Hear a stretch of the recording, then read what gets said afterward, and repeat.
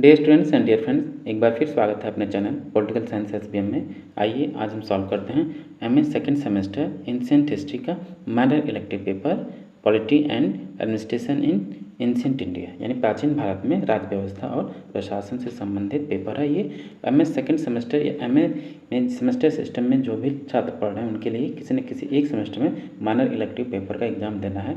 उसी क्रम में ये है आपका माइनर इलेक्टिव पेपर का एंशिएंट हिस्ट्री का पेपर, जिसको हम सॉल्व कर रहे हैं। किसी कई छात्र डिमांड कर रहे थे इसका आंसर की, तो उन्हीं की डिमांड के आधार पर ये क्वेश्चन पेपर का आंसर की अपलोड किया जा रहा है। जिनका पेपर हो आप देख लें, और जो लोग भी पॉलिटिकल साइंस पढ़ते हैं उनके लिए भी बेहद महत्वपूर्ण क्वेश्चन है, क्योंकि एंशिएंट इंडियन पॉलिटिकल थिंकर संबंधित ये सारे क्वेश्चन हैं जो कि आपके नेट और हायर और पीजीटी एग्जाम के लिए बेहद महत्वपूर्ण है। तो आप भी प्रैक्टिस लिए देख सकते हैं। आइए पहला क्वेश्चन देखते हैं। राज्य का सप्तांग सिद्धांत किसके द्वारा प्रतिपादित किया गया? इंग्लिश में अगर इसको पढ़ें तो कह रहा है द सप्तांग सिद्धांत sold state theory was given by. ये सप्तांग सिद्धांत जो है पहली बार किसके द्वारा दिया गया और उसका व्यवस्थित अध्ययन किसके द्वारा किया गया, दोनों में अंतर है। तो राज्य का जो सप्तांग सिद्धांत है मनु के द्वारा प्रतिपादित किया गया और उसका व्यवस्थित अध्ययन कौटिल्य ने किया। ऑप्शन ए सही होगा, मनु। क्वेश्चन नंबर 2 है, मौर्य काल में कृषि उत्पाद का कितना भाग कर दे था? तो मौर्यन पीरियड में आपका जो टैक्सेशन था कुल उपज का 1/6 था, यानी ऑप्शन ए सही होगा, 1/6 अंश उपज का। क्वेश्चन नंबर 3 है, मौर्य काल में स्थानिक एवं गोप क्या थे? स्थानीय शासक, मंत्री परिषद, सेनापति, कर अधिकारी। तो मौर्य काल में जो स्थानिक एवं गोप हुआ करते थे वो आपके स्थानीय शासक थे, डिस्ट्रिक्ट लेवल और सब डिस्ट्रिक्ट लेवल पर ये आपके स्थानीय, और गोप प्रशासक थे, लोकल रूलर्स थे। अगर इंग्लिश में देखें तो इसका सटीक आंसर होगा लोकल रूलर्स। क्वेश्चन नंबर 4 है, इंडिका नामक पुस्तक किसने लिखा? हेरोडोटस, डायोडोटस, एरिस्टोथेनीज या मेगास्थनीज? तो इंडिका नामक पुस्तक मेगास्थनीज के द्वारा लिखा गया। ऑप्शन डी सही होगा, मेगास्थनीज। क्वेश्चन नंबर 5 है, प्राचीन काल में भाग एवं बलि क्या थे? तो प्राचीन काल में भाग एवं बलि एक प्रकार का कर था। ऑप्शन ए सही होगा, और type of tax. Question number 6 देखिए, वर्ण व्यवस्था की दैवी उत्पत्ति किस ग्रंथ में पाया जाता है? तो वर्ण व्यवस्था की जो दैवी उत्पत्ति है वो ऋग्वेद के 10वें मंडल में है। ऑप्शन डी सही होगा। क्वेश्चन नंबर 7 है, प्राचीन काल में समिति क्या थी? उच्च सदन, निम्न सदन, दोनों या दोनों में से कोई नहीं? तो प्राचीन काल में जो समिति थी वो राजा की सलाहकार थी। आज का जो मंत्रिपरिषद कहें वही थी, तो इसलिए इसका उच्च सदन होगा। क्वेश्चन नंबर 8 है, मंडल सिद्धांत संबंधित है राज्यों के संबंध से, विदेशी राजाओं से, राजदूतों से या मंत्रिपरिषद से? देखिए थोड़ा इसमें ऑप्शन थोड़ा सा कंफ्यूजिंग है, यह ऑप्शन सुटेबल नहीं है। मंडल सिद्धांत जो था, राज्य जो परस्पर जो इंटरनेशनल रिलेशन में रह पाएंगे इसको, तो रिलेशन बिटवीन स्टेट सही होगा, यानी राज्यों का आपसी संबंध। तो उस जमाने में जितने भी भारत में राज्य थे तो उनके आपस में विदेशी संबंधों के आधार पर कहें तो जो मंडल सिद्धांत है राज्यों के संबंध से, विदेशी राजाओं से नहीं। अगर विदेशी राज्य होता तो सही होता, विदेशी राजाओं से संबंधित नहीं है। जो मंडल सिद्धांत है आपका इंटरनेशनल रिलेशन में कैसे जो आपका फॉरेन पॉलिसी की बात करता है, खासकर कौटिल्य, तो वही, तो इसमें राज्यों के संबंध से है। ऑप्शन ए सही होगा। अगर फॉरेन पॉलिसी या विदेश नीति के आधार पर देखें तो ऑप्शन ए सही होगा, relation between states. Question number 9 है, दाएं भाग के लेखक थे पतंजलि, पाणिनि, जीमूतवाहन या विज्ञानेश्वर? तो दाएं भाग के लेखक आपके जीमूतवाहन है। ऑप्शन सी सही होगा। क्वेश्चन नंबर 10, मिताक्षरा के लेखक कौन थे? तो मिताक्षरा के लेखक आपके संत विज्ञानेश्वर हैं। ऑप्शन सी सही होगा, विज्ञानेश्वर। क्वेश्चन नंबर 11, प्राचीन काल में गण क्या थे? राजतांत्रिक राज्य, गणतांत्रिक राज्य, जन या इनमें से कोई नहीं? तो प्राचीन काल में गण आपके गणतांत्रिक राज्य थे। ऑप्शन बी सही होगा, रिपब्लिकन स्टेट। क्वेश्चन नंबर 12 है, प्राचीन काल में श्रेणियां क्या थीं? शैक्षिक संस्था, धार्मिक संस्था, व्यापारिक संगठन या इनमें से कोई नहीं? तो जो प्राचीन काल में आपकी श्रेणियां हैं वो व्यापारिक संगठन है। ऑप्शन सी सही होगा, व्यापारिक संगठन।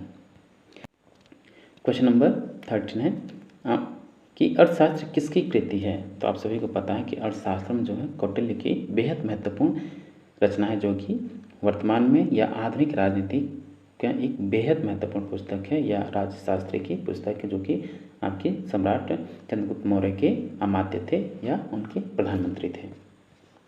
क्वेश्चन नंबर 14, सिद्धांत शिरोमणि के लेखक कौन है?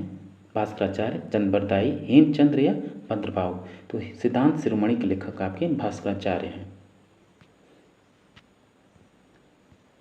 क्वेश्चन नंबर 15 है, राज्य के मंत्रियों की नियुक्ति कौन करता था? तो स्वाभाविक है उस जमाने में प्राचीन जो प्रशासन है इसमें राज्य के मंत्रियों की नियुक्ति शासक करता था, जिसको आप रूलर कहें या राजा कहेंगे या किंग कहेंगे या शासक कहेंगे।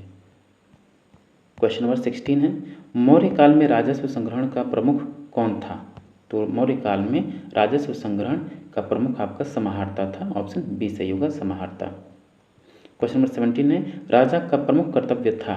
तो राजा का प्रमुख कर्तव्य आपका मंत्रिपरिषद की नियुक्ति, राज्य की सेना का नियुक्ति या सेना का गठन करना, ये तीनों ही उसके महत्वपूर्ण कार्य थे।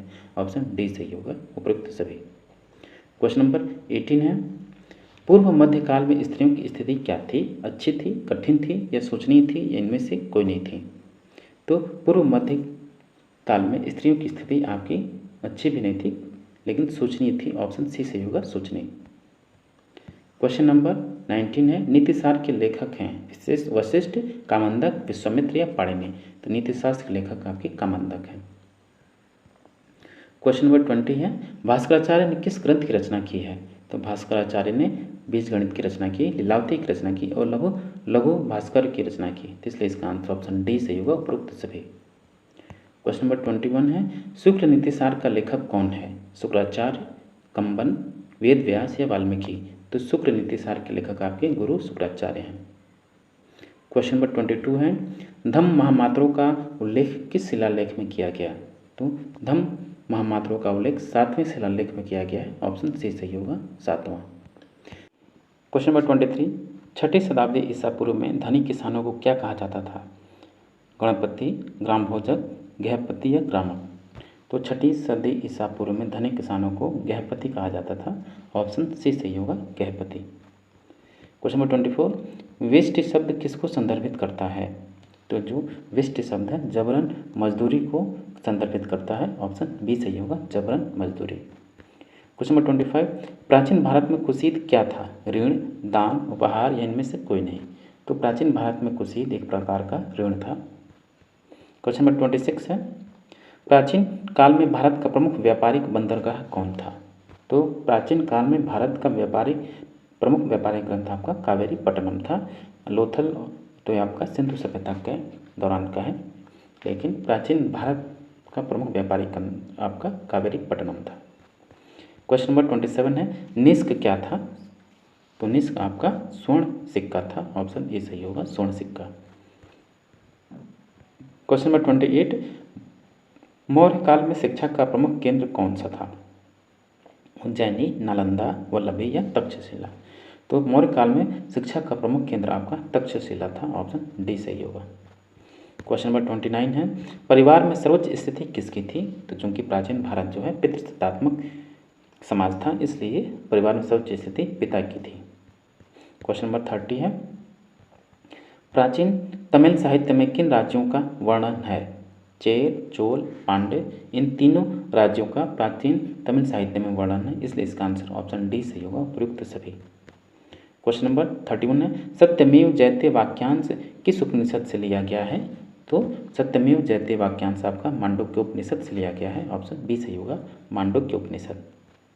क्वेश्चन नंबर 32 है, निम्नलिखित में से कौन सा उपनिषद चारों आश्रमों का स्पष्ट संदर्भ देता है? तो जवालोपनिषद में चारों आश्रमों का स्पष्ट संदर्भ है। ऑप्शन सी सही होगा, जवालोपनिषद। क्वेश्चन नंबर 33 है, प्रजा सुखे सुखम राज्ञ प्रज्ञानम च हिते हितम कहाँ कहा गया है? तो ये अर्थशास्त्र में कौटिल्य की फेमस उक्ति है। ऑप्शन ए सही होगा, अर्थशास्त्र। क्वेश्चन नंबर 34 है, सुमंत किस विभाग का प्रमुख होता था? वित्त, विधि, गृह या न्याय? तो सुमंत आपका विदेश विभाग का प्रमुख था। ये शिवाजी के शासनकाल में अष्टप्रधान में सुमंत आपका विदेश मंत्री हुआ करता था, जो कि ऑप्शन में नहीं है, इसलिए क्वेश्चन आपका गलत है या आंसर डिसमैच है।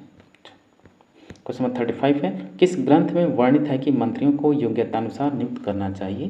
तो ये कौटिल्य के अर्थशास्त्र में ये मुक्ति है, या उसके कौटिल्य ने अपने ग्रंथ, देखिए प्रश्न पूछा है किस ग्रंथ में, लेकिन विचारक दे दिया है। तो ग्रंथ आपका कौटिल्य द्वारा रचित अर्थशास्त्र में, अर्थशास्त्र में कौटिल्य ने कहा कि मंत्रियों की नियुक्ति उनकी योग्यता के अनुसार होनी चाहिए। ऑप्शन ए सही होगा।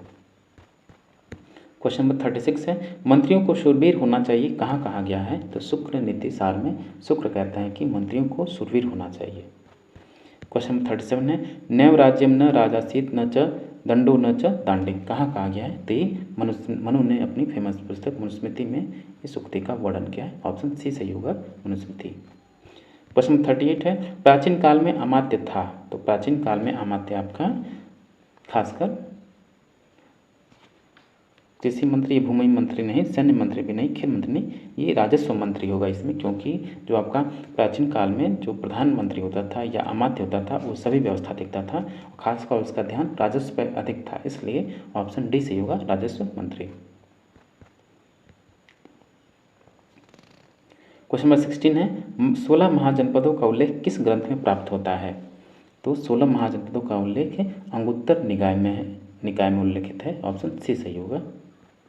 क्वेश्चन नंबर 40 है और 40 क्वेश्चन नंबर लास्ट है 40, दंड को किस ग्रंथ में धर्म कहा गया है? याज्ञवल्क्य स्मृति, रामायण, शुक्लनीति या मनुस्मृति? तो मनुस्मृति में दंड को धर्म कहा गया है। मनुस्मृति महाराज मनु की रचना है। ऑप्शन डी सही होगा, मनुस्मृति। तो डियर स्टूडेंट्स, ये था आपका एंशिएंट हिस्ट्री का minor elective paper, polity and administration in ancient India का पेपर, जिसको हमने सॉल्व किया। आप इससे अपना आंसर चेक कर लीजिए। कुछ लोगों ने डिमांड किया था कि इसका आंसर की अपलोड किया जाए, उसी क्रम में इसका आंसर की अपलोड किया गया है। और ये क्वेश्चन आपके पॉलिटिकल साइंस का बेहद महत्वपूर्ण क्वेश्चन है। ये आपके नेट के लिए बेहद महत्वपूर्ण है, या आप हायर का एजुकेशन देते हैं तो उसके लिए भी महत्वपूर्ण है। आप इसको अच्छे से पढ़ लीजिए, रिवाइज कर लीजिए, नोट पे कर लीजिए। मिलते हैं आपसे नेक्स्ट वीडियो में। और हाँ, चलते चलते एक बार फिर रिक्वेस्ट है, जिन साथियों ने अब तक चैनल को सब्सक्राइब नहीं किया है, प्लीज़ चैनल को आप सब्सक्राइब कर लीजिए और अपने दोस्तों में अधिक से अधिक शेयर कीजिए। धन्यवाद।